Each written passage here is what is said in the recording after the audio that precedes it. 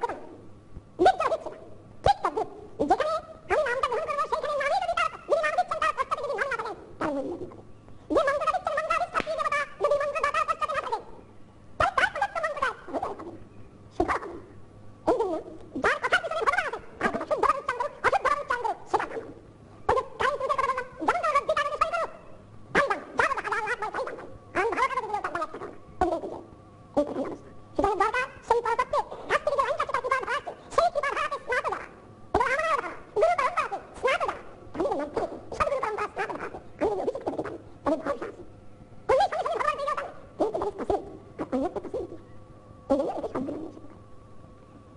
সুতরাং আমরা সেই শুদ্ধ ভক্তি বা সদ্গুরুর আনুগত্যে হরি আরাধনা করতে পারি, ভগবান শ্রীর আরাধনা করতে পারি, আমাদের মঙ্গল হবে। আমরা একটু উপদেশ শ্রবণ করবো, যুগধর্মকে নাম সংকীর্তন বলেছেন, আমি সেটা আলোচনা করছিলাম। এখন সেটা দাদা মহারাজ কল্পতরুভ্যশ্চ কৃতাসিন্ধুভ্যৈব চ পতিতানাং পাবনেভ্যো বৈষ্ণবেভ্যো নমো মহাবদান্যায় কৃষ্ণপ্রেমপ্রদায়তে কৃষ্ণায় কৃষ্ণচৈতন্য নাম্নী আয়ানুরম্বিতভুজো কনকাবদাতো সংকীর্তনৈকপিতরো কমলায়তাক্ষো বিশ্বম্ভরো দ্বিজবরো যুগধর্মপাদো বন্দে জগৎ প্রিয়করো করুণাবতার। আয়ানুরম্বিতভুজো কনকাবদাতো সংকীর্তনৈকপিতরো কমলায়তাক্ষো বিশ্বম্ভরো দ্বিজবরো যুগধর্মপাদো বন্দে জগৎ প্রিয়করো করুণাবতার। যিনি হচ্ছেন আয়ানুরম্বিতভুজ, স্বর্ণের মতো কান্তি বিশিষ্ট গৌরবর্ণ, সংকীর্তনের পিতা। কলিযুগের যুগধর্ম যে হরি সংকীর্তন, সেই সংকীর্তনের পিতা বা প্রবক্তা করুণাবতার কমলোচন বিশ্বম্ভরৌ দ্বিজবরৌ, বিশ্বম্ভর দ্বিজবরৌ দুবচনে প্রয়োগ আছে নিত্যানন্দ প্রভু অর্থাৎ গৌর নিত্যানন্দ। বিশ্বম্ভরৌ দ্বিজবরৌ যুগধর্ম পালৌ, এবং যুগধর্ম পালন করেছিলেন, যুগধর্ম প্রবর্তন করেছিলেন, প্রচার করেছিলেন সেই গৌর নিত্যানন্দের চরণ বন্দনা করে যুগধর্ম সম্বন্ধে নিশ্চিত করবে। এই হলো কলিযুগ, এটি সকলে জানে, মানে এরা ব্যাখ্যা করতে হবে। এই কলিযুগের যুগধর্ম হচ্ছে হরিনাম সংকীর্তন, এটি সমস্ত শাস্ত্রে বলা আছে। সর্বশ্রেষ্ঠ ভাগবত বলছেন, সর্বশ্রেষ্ঠ শাস্ত্র ভাগবত বলছেন বলের দোষ নিধি রাজন অস্তি যেকু মহান চিন্তনাৎ এব কৃষ্ণস্য মুক্তবন্ধ পরম গজে। কলির অশেষ দোষ, দোষ নিধি মানে দোষের প্রবুদ্ধ, কিন্তু এর একটি মহৎ গুণ আছে, চিন্তনাৎ এব কৃষ্ণস্য মুক্তবন্ধ পরম গজে। কেউ হরিকীর্তনকে আশ্রয় করতে পারলে সে অনায়াসে কলির হাত থেকে তথা মায়ার হাত থেকে মুক্ত হয়ে পরম গজে পরম ধামে হরিনামে প্রস্থান করতে পারবে অনায়াসে। চারি যুগের চারিটি ধর্ম ভাগবতে বলা আছে, অন্য শাস্ত্রেও বলা আছে। সত্যযুগের যুগধর্ম ছিল ধ্যান, ত্রেতাযুগের যুগধর্ম ছিল অর্চন, কলিযুগের ত্রেতাযুগের যুগধর্ম ছিল যজ্ঞ, দ্বাপর যুগের যুগধর্ম ছিল অর্চন, কলিযুগের যুগধর্ম হচ্ছে হরি সংকীর্তন। ধ্যায়তো বিষ্ণু ত্রেতায়াম জগৎপ্রমুখী দ্বাপরে পরিচর্যায়াম কর্মতত্ত্বরিচিত্রা ইত্যাদি ভাগবত বা পদ্মপুরাণ অন্যান্য শাস্ত্র বলেছেন। এই যুগধর্ম প্রচারের জন্য যুগাবতারের প্রয়োজন, যুগাবতার ব্যতীত যুগধর্ম প্রচারিত হতে পারে না। সেই জন্য প্রতি যুগেতে একটি যুগাবতার আসেন, ভাগবতে বলা আছে। সত্যযুগের যুগাবতার হচ্ছেন হংস নারায়ণ, তার নাম হচ্ছে হংস, কিন্তু তার মূর্তি হচ্ছে চতুর্ভুজ, সে তো বড়টা শুদ্ধ বড়, হংসের মতো শুদ্ধ বড় না, চতুর্ভুজ বিষ্ণু। তিনি অবতীর্ণ হয়ে সত্যযুগের যুগধর্ম যে হরির ধ্যান তা সেইটি শিক্ষা দিয়েছেন, আচরণ করে শিক্ষা দিয়েছেন। ত্রেতাযুগের যুগধর্ম হচ্ছে যজ্ঞ, সেইটি শিক্ষা দেওয়ার জন্য যজ্ঞাবতার হয়েছিলেন, তার নাম হচ্ছে যজ্ঞ, তিনি হচ্ছে রক্তবর্ণ চতুর্ভুজ। কিন্তু সুখ সুবাদ খারাপ, যজ্ঞে যে সুখ শুভ প্রভৃতি ব্যবহার হয় সেই ধারণ করে তিনি অবতীর্ণ হয়ে যজ্ঞ করে যজ্ঞধর্ম শিক্ষা দিয়েছেন। ত্রেতাযুগের যুগধর্ম হচ্ছে পরিচর্যা বা দ্বাপর যুগের যুগধর্ম হচ্ছে পরিচর্যা বা অর্চনা। সেই অর্চন ধর্ম শিক্ষা দেওয়ার জন্য বাসুদেব শ্রীকৃষ্ণ শ্যামবর্ণ চতুর্ভুজ শ্যামবর্ণ, তিনি অবতীর্ণ হয়ে আচরণ করে অর্চন শিক্ষা দিয়েছেন। আর কলিযুগে শ্রী গৌরাঙ্গ মহাপ্রভু, তিনি হচ্ছেন পীতবর্ণ দ্বিভুজ, তিনি অবতীর্ণ হয়ে আচরণ করে যুগধর্ম হরি সংকীর্তন এই শিক্ষা দিয়েছেন।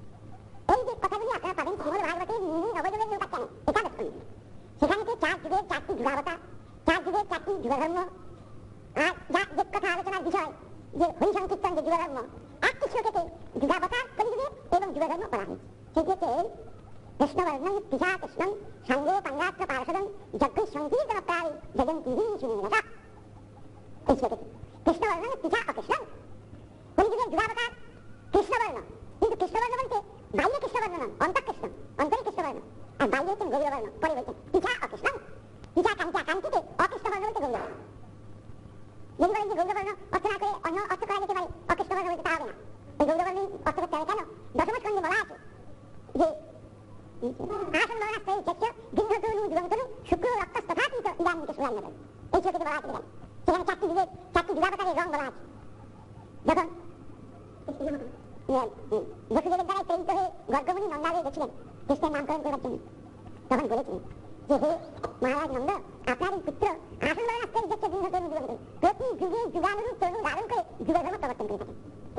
সেখানে চারটি রঙের কথা বলা আছে, শুক্র রক্তস্তথাতীত ইদানীম কৃষ্ণকাণ্ড। তিনি সত্যযুগেতে শুক্রবর্ণ ধারণ করেন, ত্রেতাতে রক্তবর্ণ ধারণ করেন,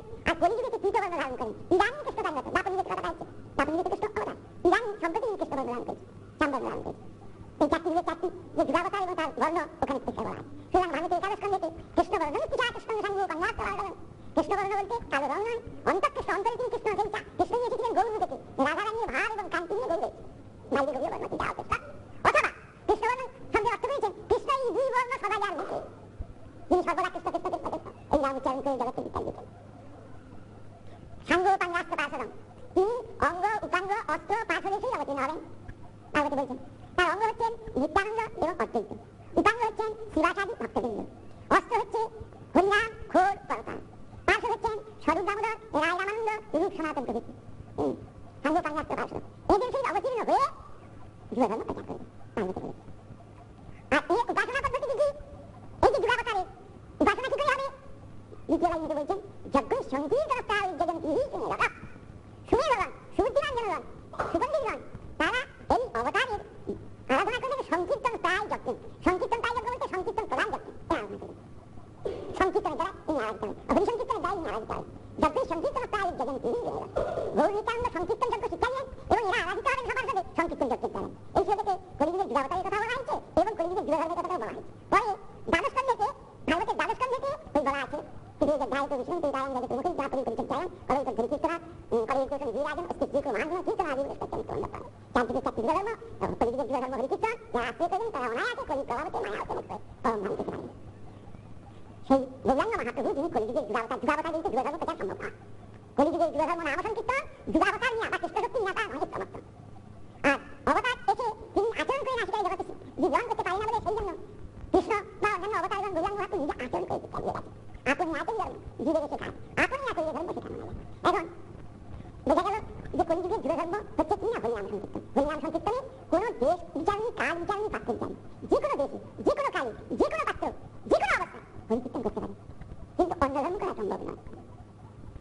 ধ্যান যে কোনো সময় করা সম্ভব নয়, যজ্ঞ যে কেউ করতে পারেন না, অর্চন যে কোনো সময় করা যায় না, দেশ কাল পাত্রের বিচার রয়েছে, কিংবা অন্যান্য ধর্মকর্মের দেশ কাল পাত্রের বিচার রয়েছে, যখন তখন দেশে করতে পারে না, কিন্তু হরিনামে তো দেশ কাল পাত্রের করা যায়। ন দেশ নিয়মস্তত্র ন কাল নিয়মস্তথা নচ্ছিষ্টানি নিষেধস্তি শ্রীহরিনাম বিদ্যতে। ন দেশ নিয়মস্তত্র দেশের বিচার, ন কাল নিয়মস্তথা কালের বিচার, নচ্ছিষ্টানি নিষেধস্তি গায়ে উচ্ছিষ্ট হয়ে আছে বা শরীরটা অপবিত্র আছে রয়েছে, সে হচ্ছে হরিকীর্তন করতে হবে না করবে। অপবিত্র পবিত্র বা সদ্ভাব কাণ্ড করিয়া যৎময় কুণ্ডলী যক্ষম সবাই চেতন্ত সদ্ভাব।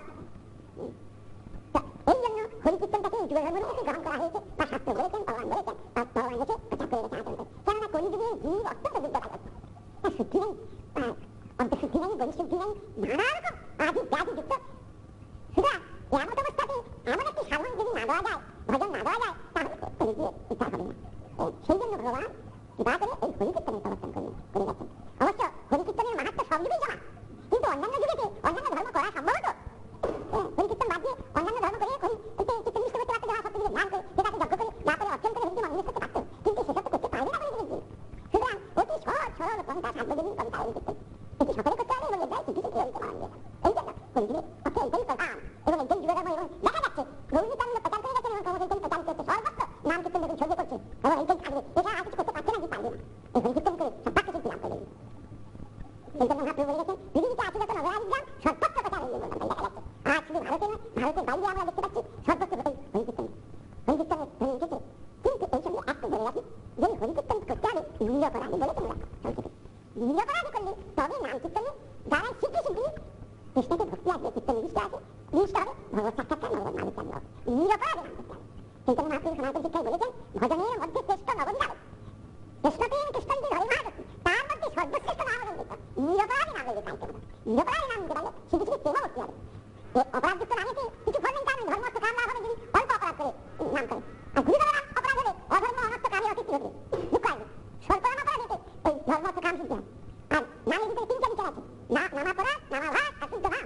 নামাভাসেতে জীবের সংসার বাসনা ক্ষয় হয়, মুক্তি পথে অগ্রসর হয়ে যায়, যেটা অজামি হয়েছিল। অজামির পুত্র উপজামি নামাভাস করেছিলেন, নামে আভাস দিয়েছিল, ভগবানের দিকে তার মনটা গেছিল, সেই জন্য তার হয়ে গেল কিনা মুক্তি। কিন্তু শেষে তাকে একটু ভজন সাধন করে তাকে বৈকুণ্ঠে যেতে হয়েছিল। এই প্রসঙ্গে এই অজামিনের কথাটা একটু বলে আমি শেষ করে দিচ্ছি। অন্নকুঞ্জ দেশেতে অজামিন নাম হলে ব্রাহ্মণ বাস করতেন। তিনি প্রথমে বেশ সদাচার করা ছিলেন, সদাচার বলতে বৈদিক কর্মকাণ্ড বেশ সদাচারী ছিলেন, কর্মকাণ্ড দিয়ে থাকতেন। একদিন তার পিতা তাকে বললেন, বাবা আমি যজ্ঞ করবো, তুমি বন থেকে গিয়ে কিছু কাজ করে আসো, কুশ প্রভৃতি আহরণ করো। আচ্ছা বিভক্ত ছিলেন, দেখেন বাবা রাখেন গিয়ে ফল ফুল কাঠ সব সংগ্রহ করে আসছে। এমন সময় গতি বলতে দেখলেন কি একটা ভীষণ গতি, একটা বেশ্যাকে কামাসক্ত হয়েছিল।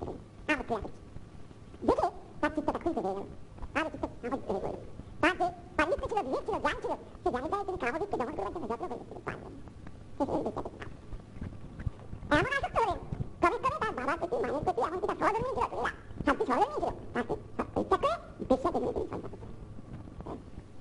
ঘর থেকে ধন সম্পদ এনে সব বেশ্যাকে দিয়ে দিলেন তাতেও হয় না চুরি ডাকাতি করে করে সেই বেশ্যা পোষণ করতেন আর বেশ্যা গর্ভ থেকে ক্রমে ক্রমে তিনি 10টি সন্তান উৎপাদন করেছেন কিন্তু তার সৌভাগ্য বিজয় হলো কি না শেষ পুত্রের নাম রাখেন নারায়ণ এর দ্বারা অনুমিত হয় যে কোনো বৈষ্ণবের সঙ্গে তার ঘটেছিল যেজন্য তিনি শেষ ছেলেটির নাম রাখেন নারায়ণ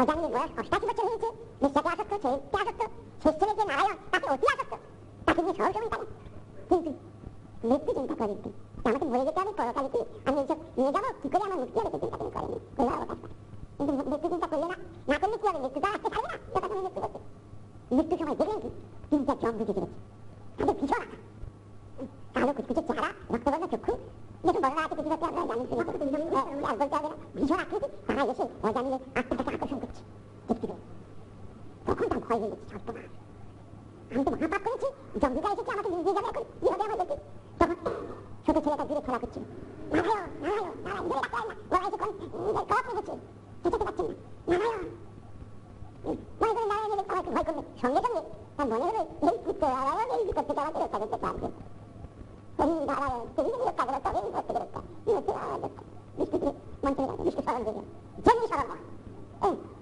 মাভিন মাভিন করে চারটে বিষ্ণু দিতে ভয়লান ভয়লান ভয়লান তাদের হচ্ছে সুন্দর মূর্তি সে বললো ছিল এক কথায় বলে দিন বিষ্ণুর মতো তাহার মূর্তি সুন্দর মূর্তি দেখি মন পছন্দ তারা এসে বললেন জন্ম রাখো নিজে বলেন আপনাদেরকে দেখে মহাপুরুষ মনে হচ্ছে আপনারা ধর্মরাজের অনুশাসনকে বাধা দিচ্ছেন কেন তখন বিষ্ণু বিয়া বললেন তোমরা ধর্মরাজের যে কিঙ্কর তা প্রমাণ এই সব বলবেন বলো তো কাকে ধর্ম বলে কাকে অধর্ম বলে এই কথা বলবেন কে দণ্ডযোগ্য নয় এই অঙ্ক একটা প্রশ্ন করে দেখুন তখন জন্মগ্রহণ ধর্ম সম্বন্ধে জানে তারা বেদের কর্মকাণ্ডের ধর্মের কথা জানেন শিল্পী বলবে ভক্তির কথা জানেন বলতে পারেন ও সেই জন্য তোমরা এটা নিতে চাচ্ছ তোমরা যে ধর্মের কথা বলবে সে তো সগুণ ধর্মের কথা বলবে নির্গুণ ধর্মের কথা তো বলবে না তোমরা তো কিছুই জানো না নির্গুণ ধর্মের কথা সেটি কি না গরিবযুক্ত সেই জন্য নির্গুণ ধর্ম তার অল্প মাত্রায় কিছু অনুশীলন করি স্বল্প মাত্রায় ধর্মস্য কায়তি নয় না বলে এই যে সে হরিনামের দ্বারা নারায়ণ নামের দ্বারা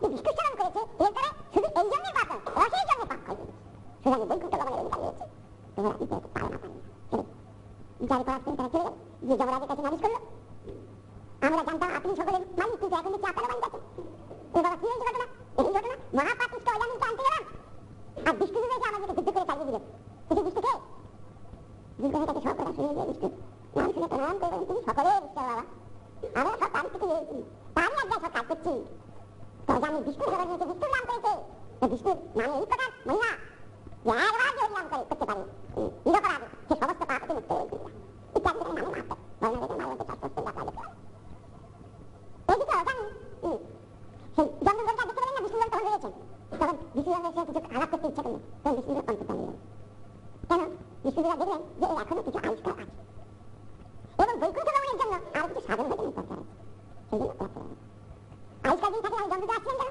কেন জন্মতে বিচার করেছিলেন আয়ু উৎকট পাপের দ্বারা ক্ষয় হয়ে যায় উৎকট পাপ করেছে সেজন্য আয়ু ক্ষয় হয়েছে এই বিচার হচ্ছিলেন কিন্তু সে পাপটা ক্ষয় হয়ে গেল বিষ্ণু স্মরণের দ্বারা হওয়ার জন্য আয়ুটা পেয়ে গেল অজানি তখন অজানি বেঁচে ধ্যান করতে লাগলেন যে কি ভগবানের নামে বললাম একবার স্মরণ করা মাত্র আমি সমস্ত পাপ হতে মুক্ত হলাম এখন যেটুকু আমার আবিষ্কার আছে আমি সেই বিষ্ণুর নাম নেব বিষ্ণু বার্তা লাভ করে তিনি সুস্থ হয়ে সেই বেশ্যা গর্ভজাত সন্তানকে পরিত্যাগ করে আর তিনি হরিদ্বারে প্রস্থান করেন যে এক বিষ্ণু দিয়ে থেকে আর তিনি সর্বদাসী হরির নাম করতে করতে তার যখন অন্তিম কথা উপস্থিত হলো একদিন গঙ্গাতে স্নান করতে নেমেছেন যেরকম বিষ্ণু বিদ্যা নিয়ে আসেন রথ দেখতে পেলেন তখন তিনি বুঝলেন আসন আমার আছে গঙ্গা জলে দেহ ত্যাগ করে তৎক্ষণাৎ বৈকুণ্ঠ পার সব দেহ ত্যাগ করে বিষ্ণু বিদ্যা নিশ্চয়ই বৈকুণ্ঠ গ্রহণ করেছেন তো এই প্রকার হচ্ছে হরিনামের মাহাত্ম সব এই জানা কিন্তু অন্যান্য যদি অন্যান্য জীবধর্ম পালন করা সম্ভব হতো করতো সেই জন্য অন্যান্য জীবধর্মেও আছে কারণ হরিনামের কথা সব দিকে যাচ্ছে চারটিতে চারটি তারব্রহ্ম নাম আছে আপনারা জানেন সপ্তদিকে তারব্রহ্ম নাম ছিল নারায়ণ পরাবেদা নারায়ণ পরাক্ষরা নারায়ণ পরামুক্তি নারায়ণ পরাবেদী একাদিকে তারব্রহ্ম নাম রাম নারায়ণ আনন্ত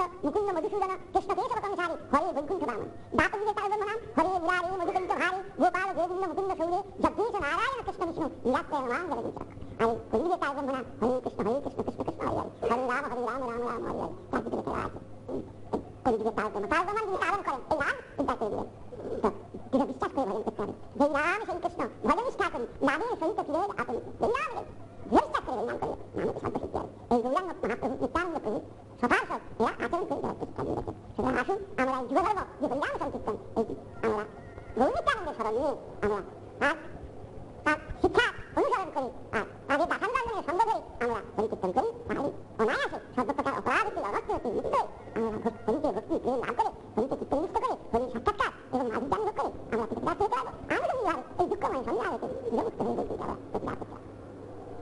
জয় গোদা মধুরেশ্বরে জয় গোদা হরে কৃষ্ণ কৃষ্ণ কৃষ্ণ হরে হরে হরে কৃষ্ণ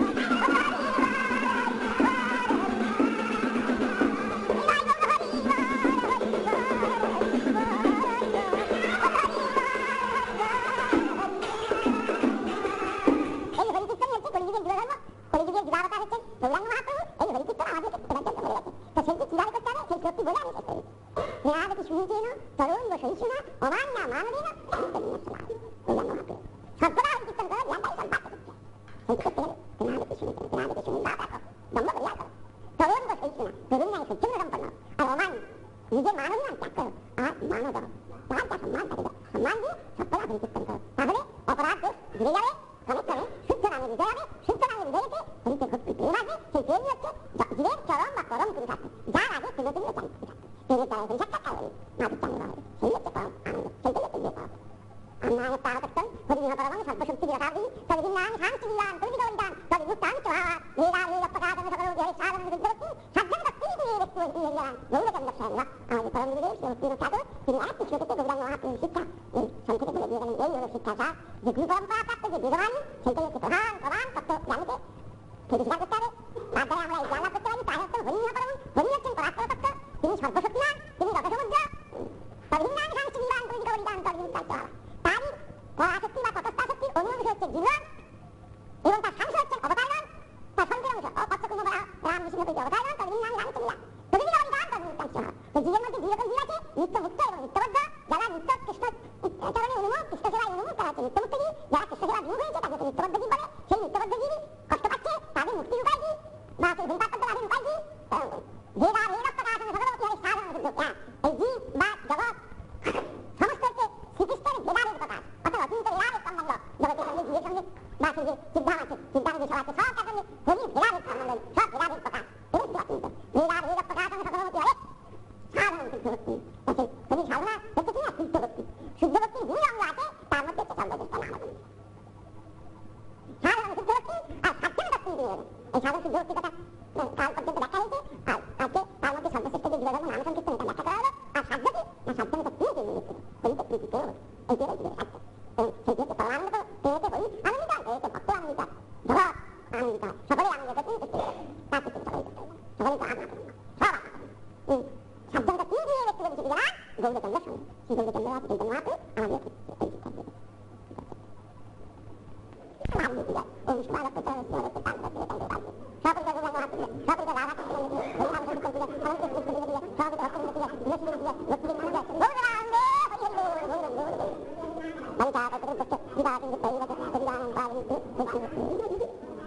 महाप्रभु का यही सिद्धांत है कि जीव का संबंध कृष्ण से है, वही कृष्ण को भूल गया, वही कृष्ण प्रेम प्राप्ति के लिए चेष्टा करो, वही कृष्ण प्रेम प्राप्ति के लिए श्रेष्ठ उपाय है, वही कृष्ण नाम संकीर्तन।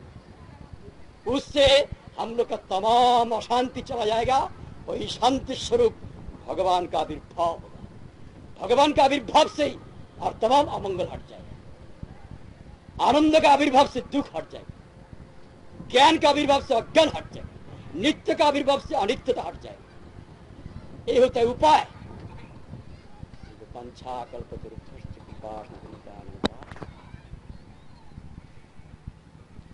विश्व शांति का मतलब यही नहीं है विश्व में जो पहाड़ है, दरिया है, समुद्र है, बिल्डिंग है, इसके शांति के लिए वो तो अनुभव नहीं है।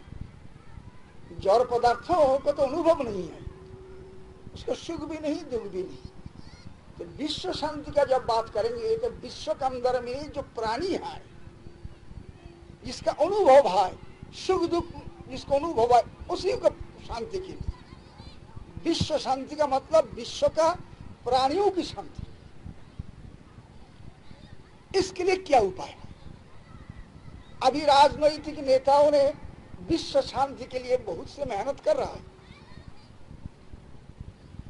सिर्फ इंडिया में नहीं, जनता को शांति देने के लिए, सुख देने के लिए हमारा राष्ट्र नेताओं ने बहुत से मेहनत कर रहा है, सिर्फ भारतवर्ष में नहीं, रशिया में, चीन में, फ्रांस में, जर्मनी में, ब्रिटिश आइल्स में, उधर में अमेरिका में, कनाडा में, यूएसए में, कनाडा में, ऑस्ट्रेलिया में और इधर में जापान में चेष्टा चल रहा है। बड़े बड़े मनुष्यों ने अपना अपना दिमाग से बहुत मेहनत कर रहा है विश्व में शांति देने के लिए।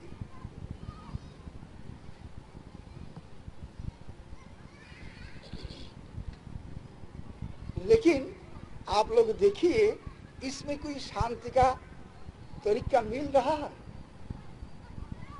राजनैतिक नेताओं ने समझते हैं ये विश्व में अशांति किस लिए है?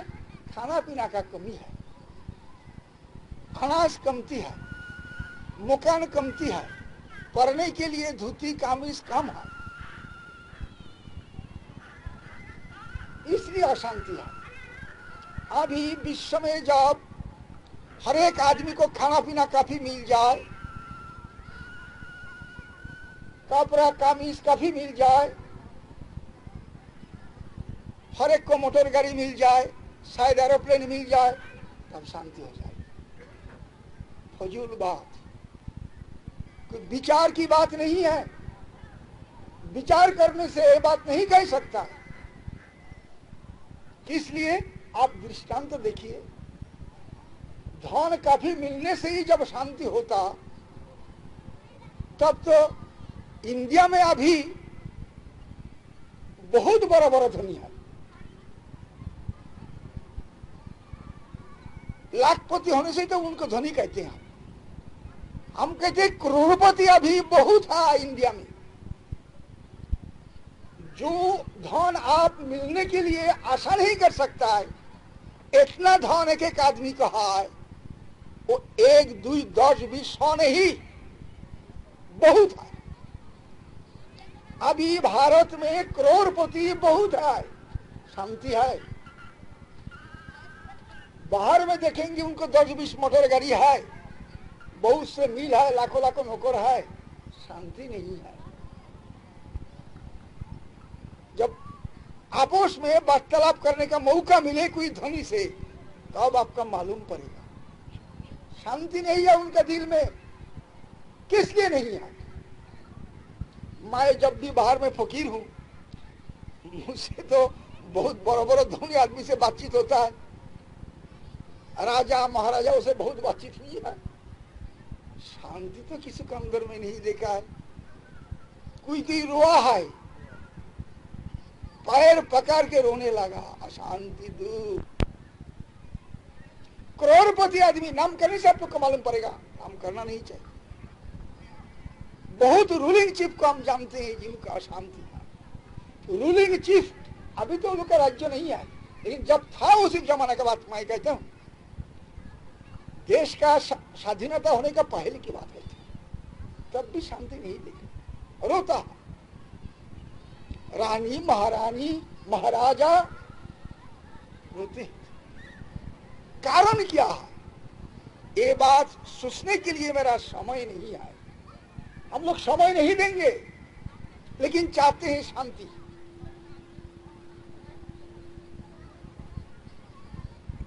किस लिए शांति नहीं होता? कारण क्या?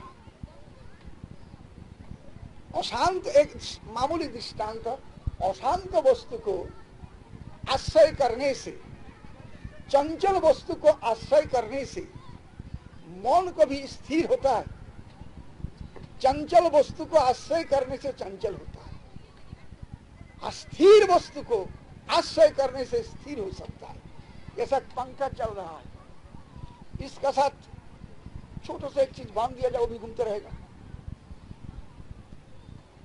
लेकिन पंखा चंचल होने से भी अच्छा एक पिलर से जब इसको बांध दिया जाए, ठंडा हो जाएगा, नहीं घूम सकता। इसी प्रकार हम लोग का मन में अशांति रहते हैं, मन चंचल रहते हैं। किस लिए रहते हैं?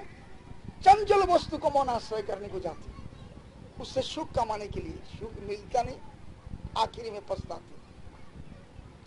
चाहिए शांति के लिए अचंचल वस्तु को मन पकड़ने को जाते हैं, अशुभ वस्तु को, जिसमें सुख नहीं है, उसको पकड़ने को जाते हैं। जहां पर असुख, absence of bliss, absence of happiness, जहां पर वहां पर वही वस्तु को पकड़ने से, उसको पकड़ के बहुत मेहनत करने से सुख नहीं मिलेगा। जहां पर जो वस्तु का अस्तित्व नहीं है, इंग्रेडिएंट नहीं है, वहां से वो वस्तु नहीं मिल सकता।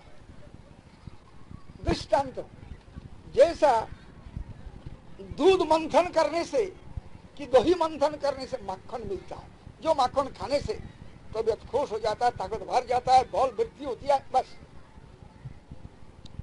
लेकिन दूध का माफिक सफेदी, व्हाइट वॉश करते हैं जो सफेदी, चूना का पानी से मिला हुआ है, दूध का माफिक दिखलाई पड़ता है। अभी वही सफेदी गोला जो है सफेदी, उसको चार्निंग करने से माखन नहीं मिलेगा। किस लिए? इसके अंदर में माखन के इंग्रेडिएंट नहीं है। जो एक किस्म का फेना का माफिक उठेगा करने से, आनंद का अनुशीलन करने से तब आनंद मिलेगा।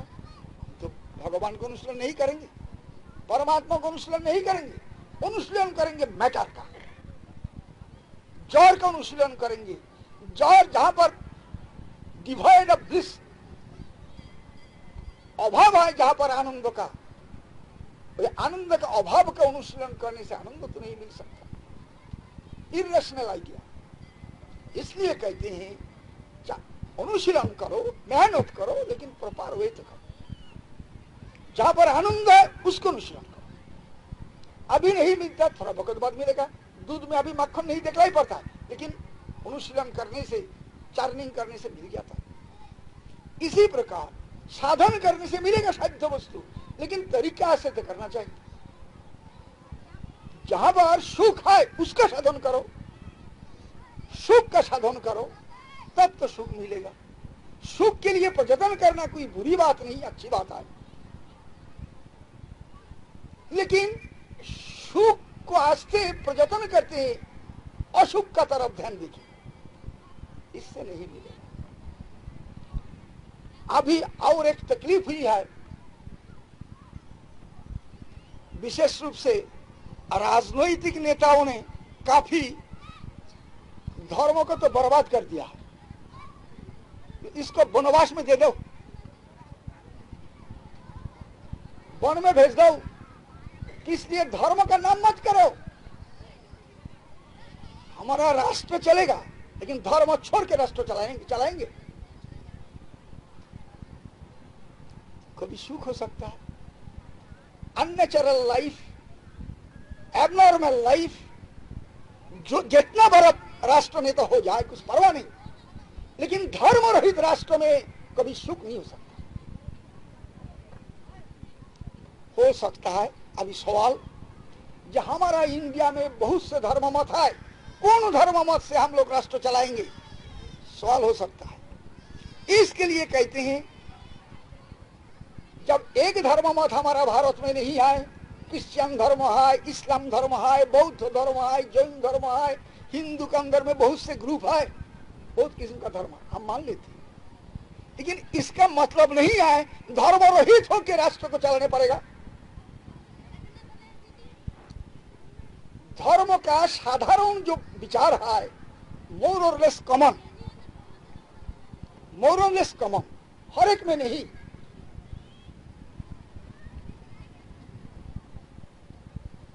थोड़ा नीति जो है वो भी बहुत से कॉमन नीति है, लेकिन इन डिटेल विचार करने से हर एक धर्म मत में एक ही विचार नहीं है। स्थूल दृष्टि से, स्थूल भाव से देखने से बहुत चीज हम लोग को कॉमन मिल जाएगा। काफी आदमी सारा दुनिया का ईश्वर विश्वास करते हैं, नोइंगली और अननोइंगली करते हैं। ये ईश्वर विश्वास नेचुरल है। तो नहीं, हम नहीं करते ईश्वर विश्वास, तर्क उत्थापन करते, मैं ईश्वर को मानता नहीं मानता। क्या करते हो भाई तुम? मैं स्कूल में पढ़ता हूं, ईश्वर नहीं मानता। स्कूल में जाता है किस लिए? पढ़ने के लिए। ईश्वर नहीं मानता है। विद्या में तुम्हारा शिक्षक, तुम्हारा अध्यापक तुम्हारा ईश्वर नहीं बना। जिसका इसी तरह होता रहते हैं उसके ईश्वर कहते हैं, और सत्य जिसका रहते उसके ईश्वर कहते हैं। तुम्हारा पास तुम्हारा अध्यापक ईश्वर बन गया, तुम ईश्वर मानते हो, परमेश्वर नहीं मानते। ये बात मैं मान लूंगा, ये ईश्वर तो तुम मानते हो। राम ईश्वर नहीं मानते, मैं तो पहलवानी करती। करो तुम पहलवानी, तुम शिक्षा करने के लिए बड़ो पहलवान को पास जाते हो, वही तुम्हारा बड़ो पहलवान जो है तुम्हारे पास ईश्वर है। तुम ईश्वर मानते हो, कैसे नहीं ईश्वर मानते हो भाई? हम नौकरी करते, हम ईश्वर नहीं मानते। कहां पर नौकरी करते हो? मिल में नौकरी करते। इसलिए मिल में नौकरी करते हो पैसा के लिए। जो पैसा देता है उसको तुम ईश्वर नहीं मानते हो। तुम्हारा पास पैसा नहीं है, जिसका पास कभी पैसा है उसको मानते हो तुम, उसको बस सबमिट करते हो पैसा कमाने के लिए, तो मानते हो तुम। छोटों से ईश्वर मानते हो, परमेश्वर को नहीं मान सकता, लेकिन तुम ईश्वर मानते हो। हम ऑफिस में काम करते, मानते हो तुम्हारे ऑफिसर को तुम मानते हो। इसीलिए ईश्वर मानना मनुष्य का स्वभाव। मनुष्य छोड़ दीजिए, जानवर। रास्ता में अक्सर आप लोग देखते हैं बहुत कुत्ता चलते हैं। जब बड़ा से कुत्ता आ जाए तब छोटा कुत्ता क्या करते, दुबला कुत्ता जो है वो चीत हो जाता, सरेंडर कर देते, और नहीं तो दुम को नीचे लगा देते। Symptom of surrender. तो मानते हो, कुत्ता भी ईश्वर मानते हैं, श्रेष्ठ को मानते हैं, जिसका ज्यादा ऐश्वर्य उसको मानते हैं। तो मनुष्य को नहीं मानोगे? मानता है तो मुख से कहते हैं, मानता नहीं। मानता है तो ईश्वर मानना। चिड़िया में देखिए, घर में चींटी चलता है, चींटी के अंदर में देखिए बड़ा चींटी को मर्यादा देते, छोटा चींटी। नेचुरल फंक्शन है। ईश्वर मानना स्वाभाविक हर एक प्राणी के अंदर में है। अभी शास्त्र में क्या बात करते हैं? परमेश्वर को समझा देते हैं। ये थोड़ा से ऐश्वर्य जिसका है उसको तुम मानते हो, यही ऐश्वर्य को तुम एकदम इन्फिनिट में चला दो। Extend that line to infinite. विद्या का, ज्ञान का, की शक्ति का, ऐश्वर्य का, कि माधुर्य का, हर एक विषय का चरमता, इन्फिनिटनेस जहां पर है वो परमेश्वर। ये मानने में क्या कष्ट है? तो मानने पड़ेगा ही। If he is a rational being, he must believe it, cannot but believe it. अभी ईश्वर विश्वास से क्या फायदा होगा?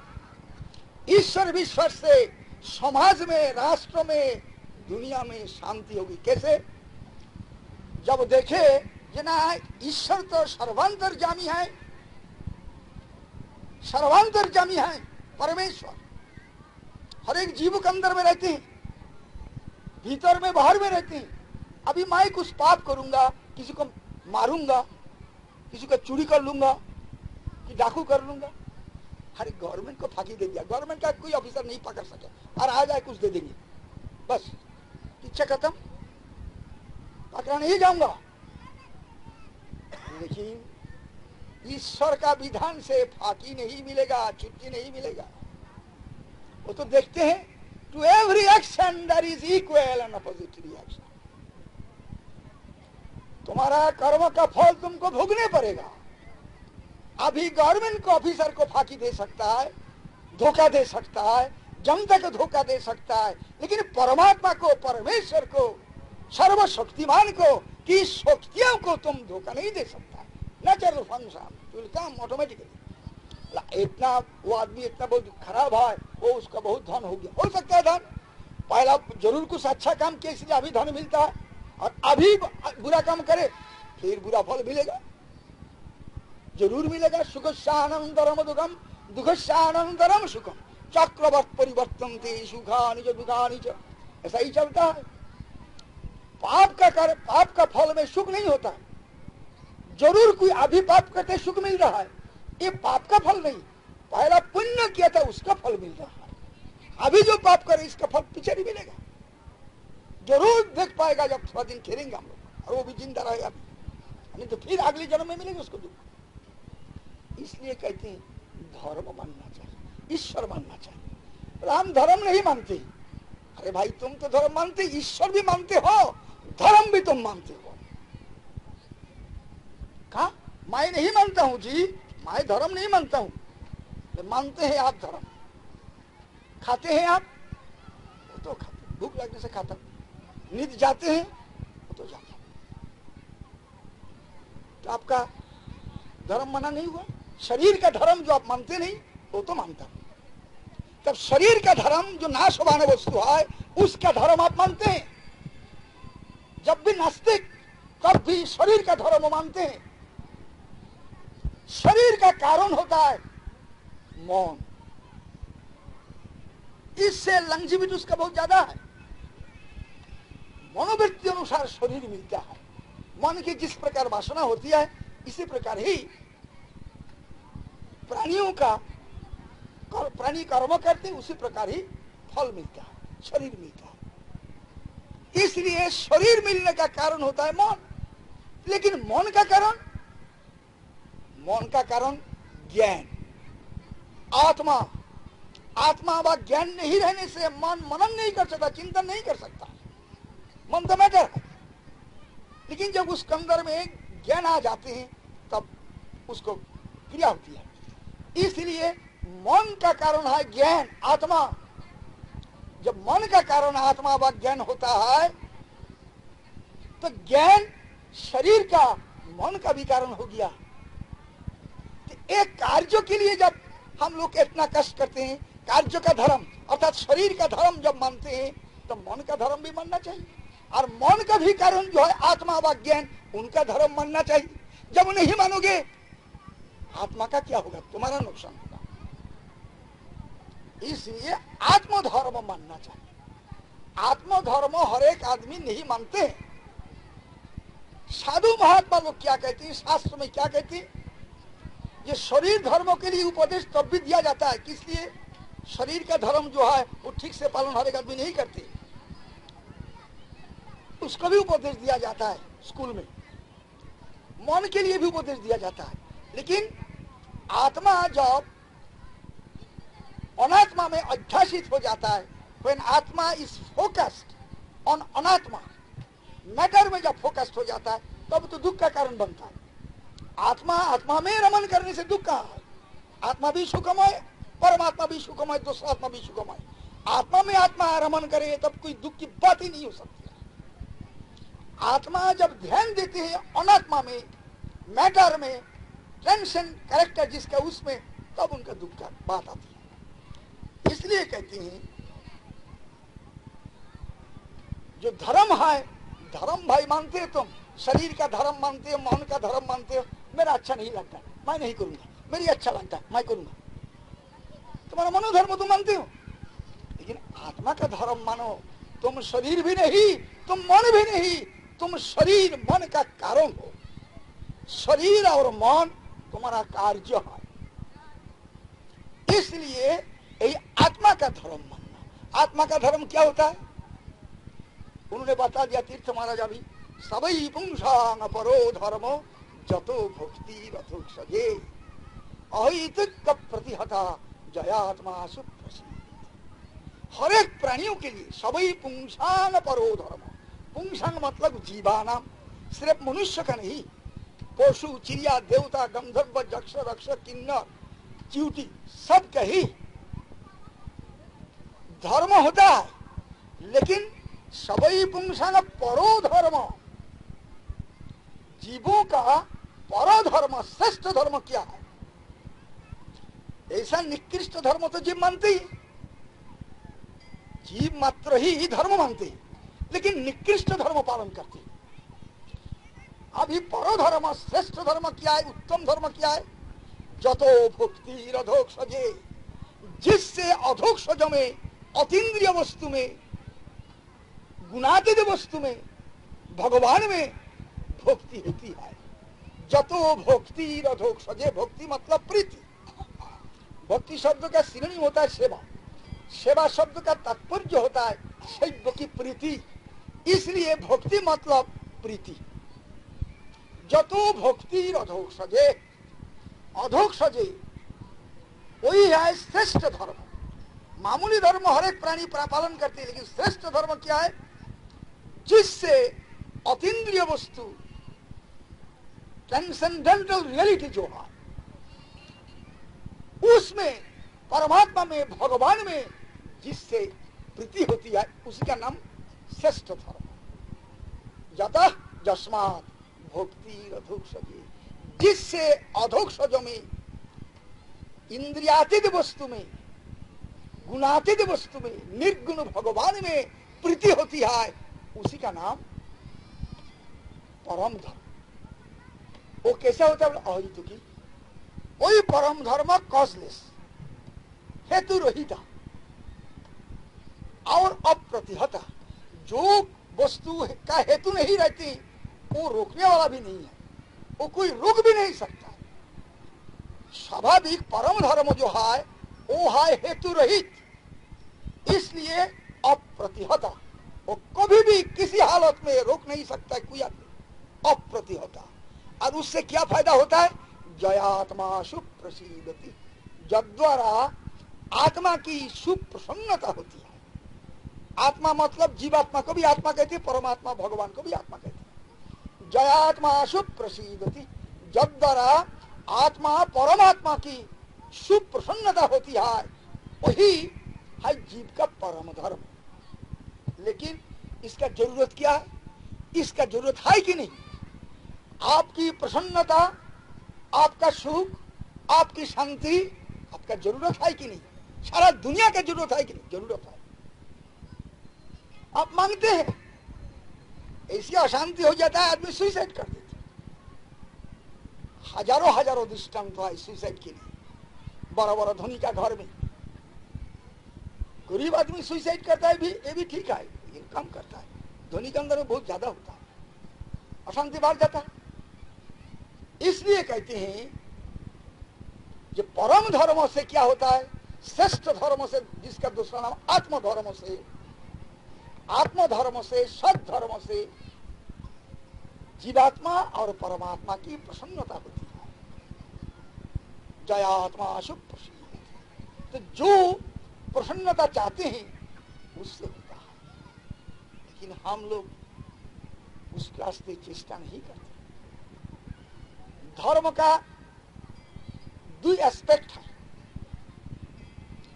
दो एस्पेक्ट क्या है? सद्धर्म का, आत्मधर्म का दो एस्पेक्ट है, दो दिख है। कैसे? एक होता है सुपरफ्लुअस एस्पेक्ट, अनुष्ठानिक दिख, अनुष्ठान पर जो क्रिया है धर्म का एक दिख है। ये नमस्कार करो, पूजा करो, अमुक करो, तमुक करो, एक दिख है। और एक दिख है तात्विक दिख, वास्तव में भगवान में, परमात्मा में प्रीति विधान करना, वही मुख्य उद्देश्य है। धर्म का उद्देश्य ही है परमात्मा में मिलन करना, उससे प्रेम करना, सुख से प्रेम करना, दुख से नहीं, सुख से प्रेम करना, आनंद से प्रेम करना, यह है मेन उद्देश्य, मुख्य उद्देश्य। और साथे साथे और जो है अनुष्ठान, ऐसा करो, ऐसा करो, तैसा करो, ऐसा सुबह को उठ कर स्नान करो, और हजारों किस्म का अनुष्ठान है, विशेष रूप से हिंदू धर्म का, और धर्मों का भी है, मुसलमान धर्मों का भी है, क्रिश्चियन धर्म का भी है। वो भी देखिए, वो लोग जॉब करते हैं माला। हम तो घूमता है चारों तरफ, देखता है माला जॉब करती है। फकीर लोग भी जॉब करते हैं और पादरी लोग भी जॉब करते हैं, इसका जैसे रवाज है। इसलिए कहते हैं ये जो अनुष्ठानिक, इसको देखने से ही नहीं चलेगा। ये अनुष्ठान किस लिए है उसको वरदान देना चाहिए। अनुष्ठान जिस लिए, किस लिए? भगवत प्रेम के लिए है अनुष्ठान, भगवान में प्रीति लाभ के लिए है अनुष्ठान, वो हम लोग करेंगे। यह तात्विक दिख। अभी यही जो धर्मों का द्विदिक, सिर्फ अनुष्ठान दिख देखकर आदमी घबरा जाता है, इससे क्या होगा जी? किस लिए नहीं होगा? तो स्मारक है, जल्दी से जल्दी साधन करने के लिए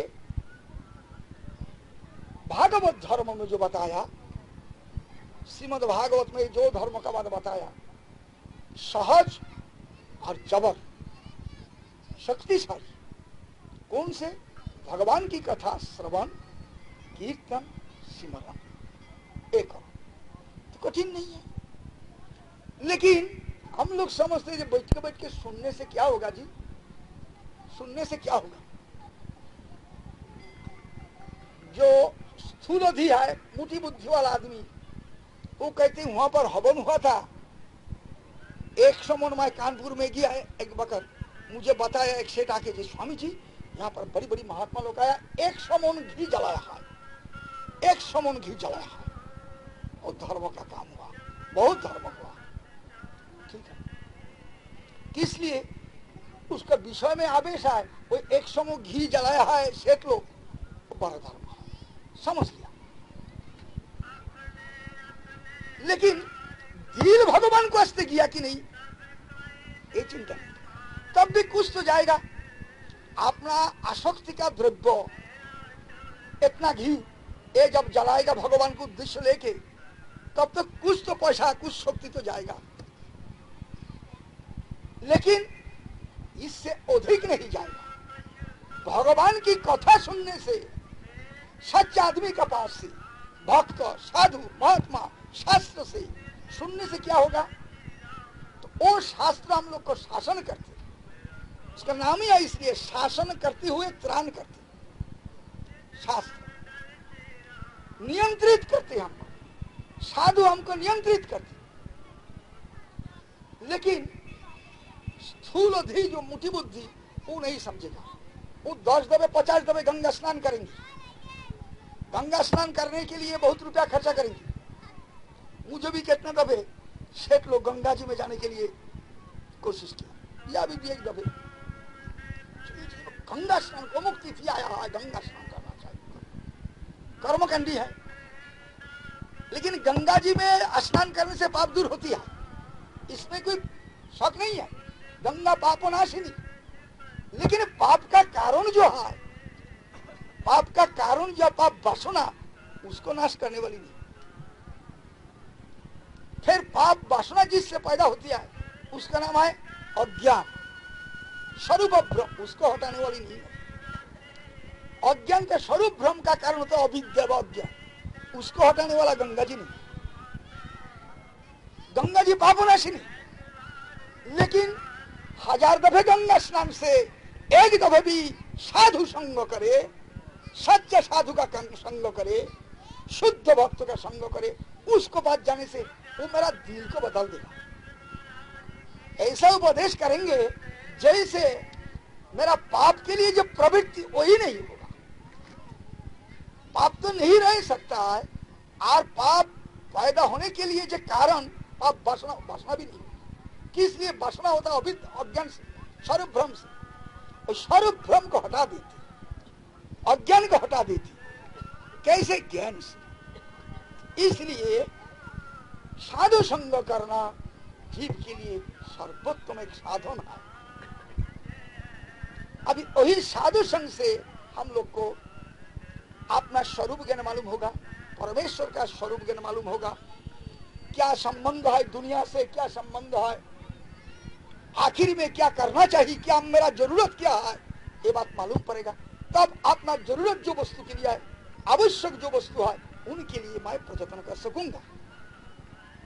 जब मेरा कौन से वस्तु जरूरत है यही अभी तक निश्चय नहीं हुआ है, तब क्या करूंगा? हम लोग बनता है फुटबॉल, वो कहते हैं तुम्हारा रुपया जरूरत है, रुपया के लिए धंधा में लग जाते हैं। बोले नहीं नहीं नहीं, तो मकान बना, मकान में लग गया। ये कहते और कुछ करो, और कुछ करो, कोई नाक टिपो, जोग करो, कोई करो और कुछ, प्राणायाम करो, कोई और कुछ करो, एक एक किस्म का बतलाती। लेकिन श्रीमद् भागवत में कहती जौमारिभीर जुगपथै काम लोभो हतो मुहु मुकुंद सेवया जगवत तथाध्यात्मा न साम्यति।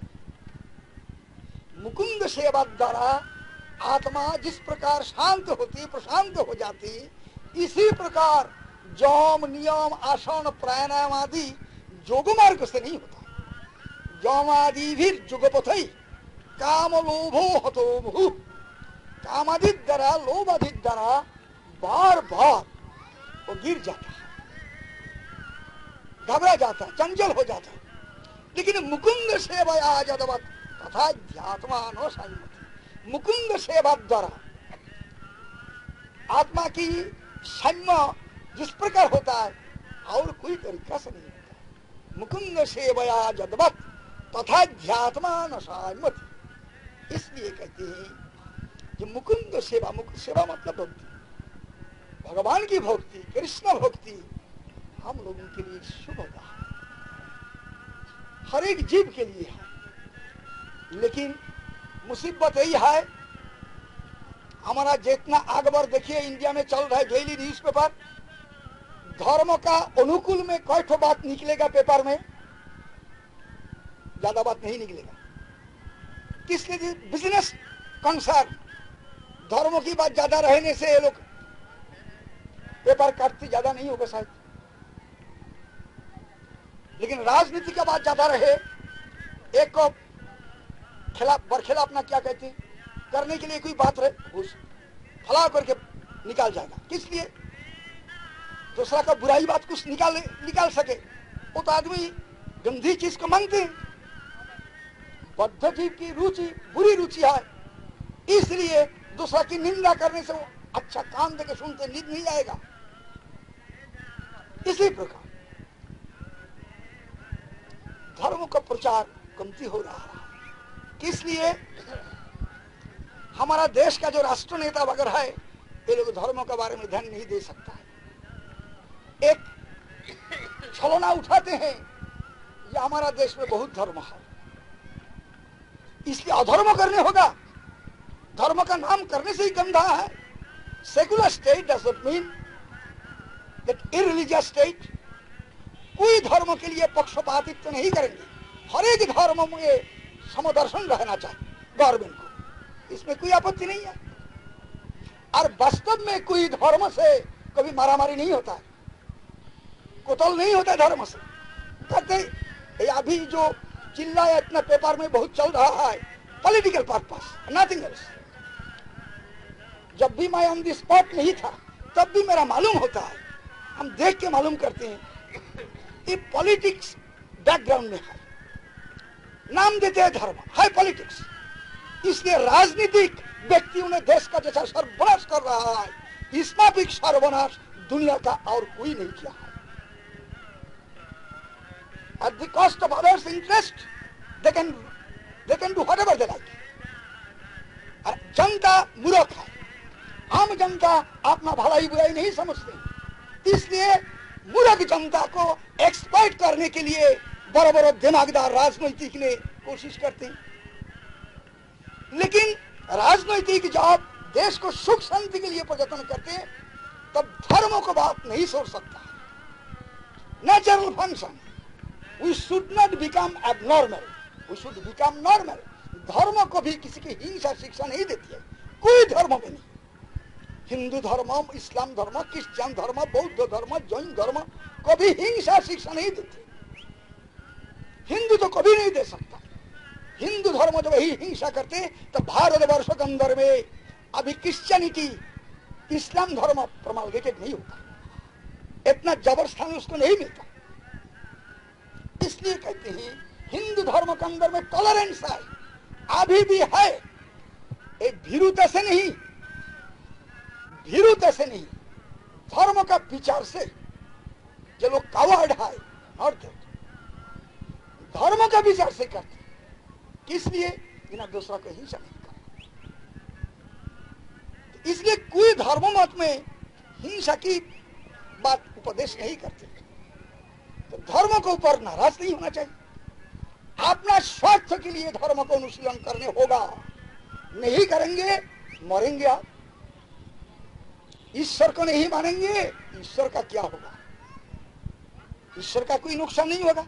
हम आग को नहीं मानते ही, मत मानो। आग का क्या? आग रोएगा तुमके लिए, मत मानो, उसका बेनिफिट तुमको नहीं मिलेगा। आग मानो, उससे फायदा तुम उठाओगे, हजारों काम आग से बनाओगे तुम। नहीं मानो, लात मारो तुम्हारा पैर जल जाएगा, थप्पड़ मारो तुम्हारा हाथ जलेगा, आग का क्या? इसी प्रकार परमेश्वर को तुम नहीं मानो, ईश्वर को तुम नहीं मानो, परमेश्वर का क्या हानि होगी? वो तो पूर्ण है, कुछ हानि नहीं हो सकती है।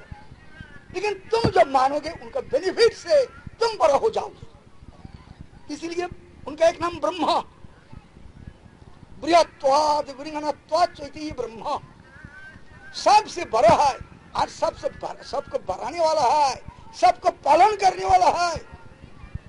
बृहत्वाद एक लक्षण, और वृंगनत्वाद एवं बृहनत्व, वर्धनत्व अथवा पालनत्व जिनमें है उनको ब्रह्मा कहते हैं। तो उनको तरफ तुम जब उदासीन हो जाओगे, तुम्हारा ही नुकसान होगा। भगवान का कुछ नहीं होगा। लेकिन भगवान की सेवा करने से तुम्हारा फायदा है, अपना फायदा है। मेरा एक श्लोक मालूम हुआ,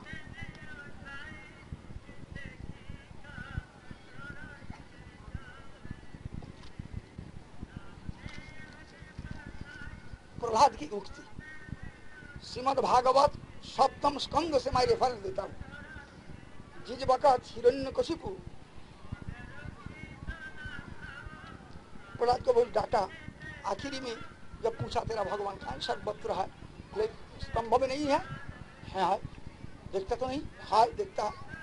तब स्तंभ को भी जीर्ण किया, तब भगवान नृसिंहदेव स्तंभ का बीच से प्रकट हुआ, इतना गर्जन करने लगा, हुंकार करने लगा, सब ब्रह्मा शिव आदि घबरा गया, क्या ब्रह्मांड का प्रलय हो जाएगा ना क्या। तब ब्रह्मा, शिव जी, नारद, लक्ष्मी जी सब मिलकर, इंद्रादि देवता मिलकर प्रहलाद जी को कहा, प्रहलाद तुम्हारे लिए भगवान जी का ऐसा गुस्सा है, तुम उनके पास जाओ, जाने से भगवान प्रसन्न हो जाएंगे, शांत हो जाएगा। तब प्रहलाद जी जाके भगवान को पास प्रणाम किया, प्रणाम करने से साष्टांग प्रणाम किया, भगवान जी अपना श्री कर कमल उनका सिर पर लगाया, प्रहलाद जी स्तव करने लगा। बहुत उत्तम स्तव है, नृसिंह स्तव। उसके अंदर से एक श्लोक मैं कहता हूं, जो भगवान के आराधना से फायदा है कि ये बात के लिए प्रहलाद जी कहते हैं,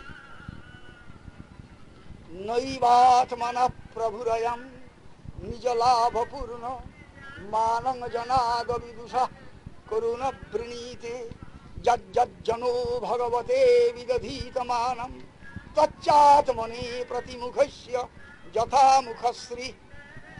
दार्शनिक विचार जरा ख्याल कीजिए। प्रहलाद जी कहते हैं आप तो पूर्ण ही है, नई बात मन प्रभु रंग निज लाभ पूर्ण, आप तो पूर्ण वस्तु है, आपका बाहर में तो कोई पदार्थ तो है ही नहीं, तो इसके लिए आपको पूजा कौन करेगा।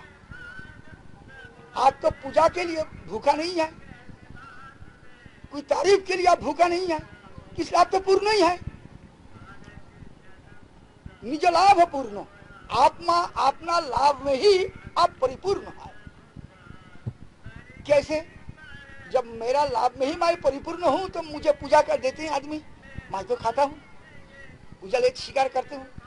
तब प्रहलाद जी कहती मानव जनाद अविदुषा करुण प्रीति। हे भगवान, अज्ञ व्यक्तियों ने जो आपको मान देते हैं, इसकी स्वीकृति का कारण आपकी दया, आपकी करुणा। मानव जनाद अविदुषा करुण प्रीति, वही मान स्वीकार करना, वही पूजा ग्रहण करना का कारण आपकी करुणा। किस लिए? ये उनको पूजा देते और वो ग्रहण करते ही करुणा है। आपको मान देने से जब आप स्वीकार करते ही करुणा है, करुणा। कैसे? जज्जत जनो भगवते विदधीत मानम तच्चात्मने प्रतिमुखस्य यथा मुखश्री। हे भगवान, जब कोई व्यक्ति आपको पूजा विधान करते हैं, आपको कोई मान देते हैं, तब जो पूजा देते हैं वही मान द्वारा, पूजा द्वारा वो खुद ही पूजित होता है। मानम जनाद विदुषक करुण प्रीते जज्जत जनो भगवते विदधीत मानम। हे भगवान, आप में जो जो मान विधान करते हैं, तच्चात्मने वही मान अपना में मिल जाता है, सेवक को ही मिलता है। तच्चात्मने कैसा?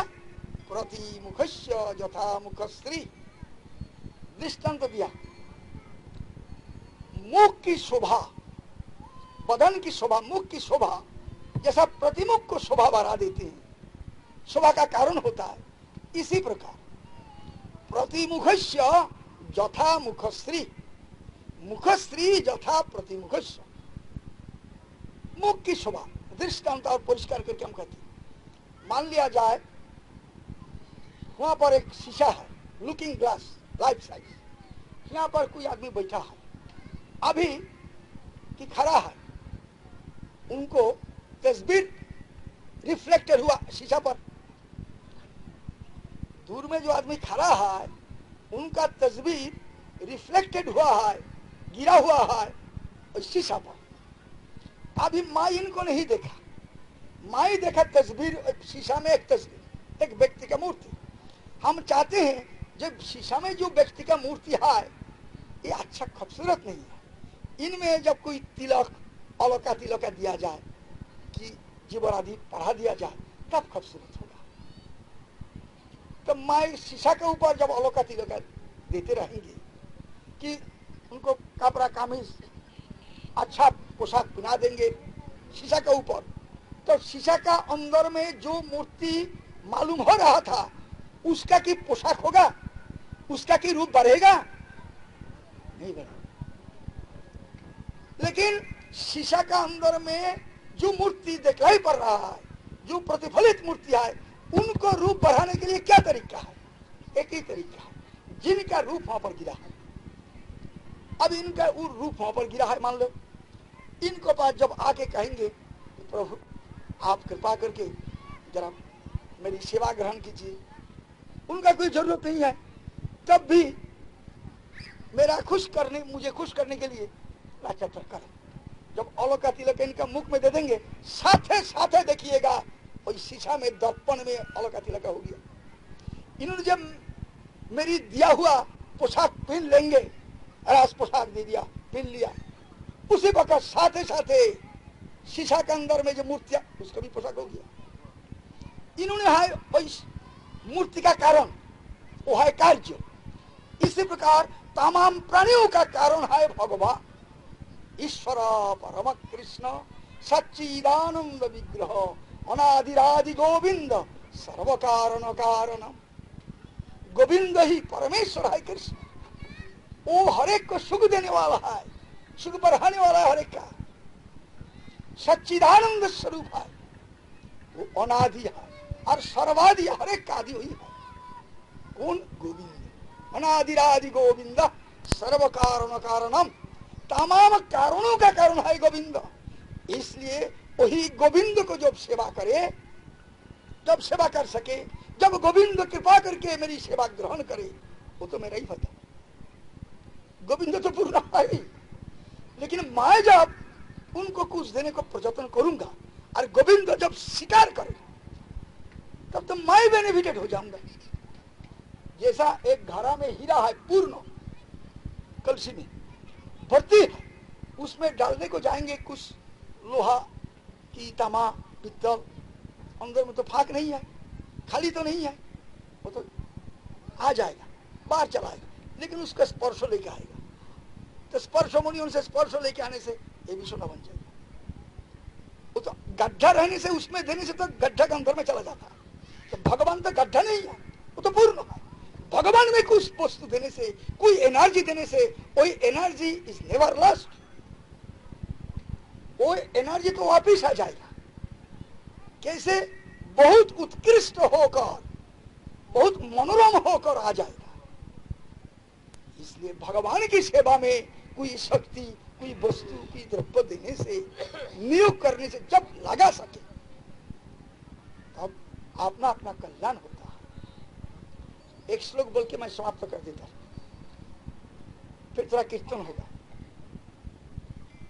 नित्यो नित्यानाम चेतनश्चेतनानाम एको बहूनाम जो विदधाति कामन तम आत्मस्थम जे अनुपश्यन्ति धीरा येषां शांति शाश्वती नेतरेषां। किसकी नित्य शांति हो सकती है?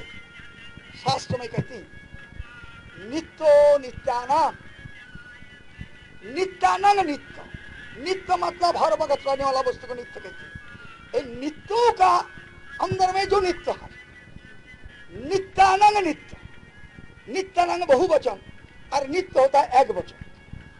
नित्यो नित्यानाम, नित्य समूह का अंदर में जो नित्य है, परम नित्य है, और नित्यत्व का कारण जो है नित्यो नित्यानाम चेतनश्चेतनानाम, तमाम चेतनों का चेतन जो है, चेतनश्चेतनानाम ज्ञान समूह का, चेतन समूह का चेतन जो है, ज्ञान समूह का ज्ञान जो है, कारण जो है, कारण ज्ञान, चेतनस चेतना नाम एको बहु नाम, जो बहु का बीच में एक है, एको बहु नाम, बहु का बीच में जो एक है, जो विदधाति कामान, जो वही एक, जो बहु का बीच में जो एक है, जो विदधाति कामान, जो तमाम कामना पूर्ण करते हैं, तमाम नेसेसिटी को मीट करते हैं, जो विदधाति कामान, बहुवचन कामान, जो विदधाति कामान,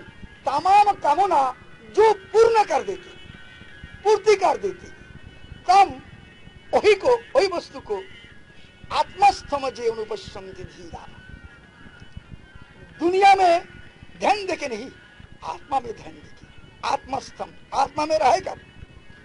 जो धीर व्यक्ति, स्थिर व्यक्ति, दिमागदार व्यक्ति अनुदर्शन करते हैं, उसी की ही शाश्वती शांति होती है, नेतरेशा, दूसरा की नहीं होती है।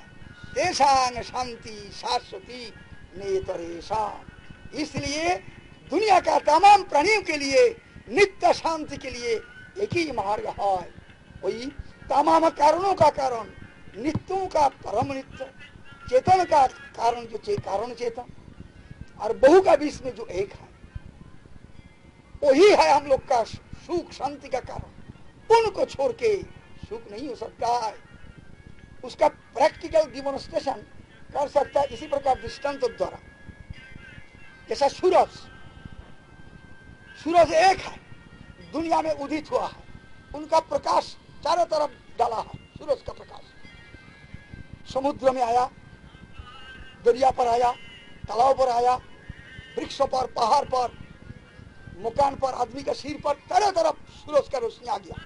सूरज उदित हुआ, उनका रोशनी आ गया। अभी यही जो सूरज से रोशनी निकली हुई है, यही रोशनी इतना चारों तरफ फैला होने से भी जहां जहां पर सूरज की रोशनी गिरी हुई है, हमारा सिर पर कि शामियाना के ऊपर, इस शामियाना वही रोशनी को रोक सकता है, सुख दे सकता है? मैं सूरज के रोशनी को सुख दे सकूंगा? रक्षा व पालन व सुख दे सकूंगा? संभव नहीं है। सूरज से उदित साथे आया, सूरज में, सूरज से निकला है, सूरज में है, सूरज के साथ ही चला जाए।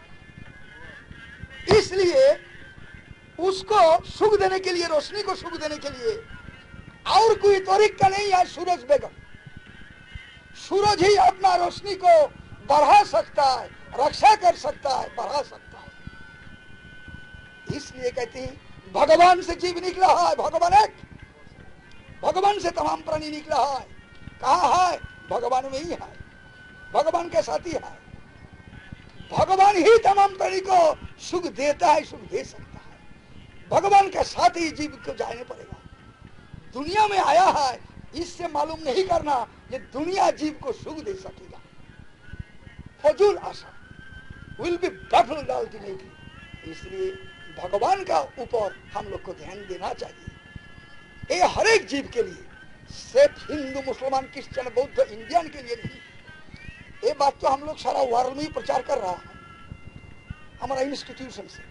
अच्छा, आप लोग कृपा करके हम लोग को प्रलाप श्रवण करने के लिए थोड़ा समय दिया, इसलिए मैं आप लोगों को मेरा तरफ से और हमारा प्रतिष्ठान चैतन्य गौरी मठ का तरफ से आंतरिक धन्यवाद देता हूँ। फिर और एक न्योता मैं देता हूँ। हमारा यहाँ पर एक मठ बन रहा है। पंजाब में हमारा कोई ब्रांच नहीं था, वर्ल्ड में बहुत स्थान पर है, लेकिन पंजाब में ब्रांच नहीं था। बहुत रूप से मुझे रिक्वेस्ट किया था एक ब्रांच करने के लिए। आखिरी में चंडीगढ़ एडमिनिस्ट्रेशन से कुछ जमीन मिला है, एक जमीन चंडीगढ़ एडमिनिस्ट्रेशन से दिया है, पैसा ही लिया है, तब भी सस्ता में दिया है। अभी यहाँ पर हमारा प्रोजेक्ट है, एक मंदिर बनेगा, विष्णु मंदिर, जिसको राधा गोविंद जी महाप्रभु नारायण गिरिधारी जहाँ पर विराजमान होंगे, नित्य सेवा पूजा चलेगा। एक मंदिर बनेगा और जहाँ पर आप लोग बैठा है ऐसा एक हॉल बनेगा।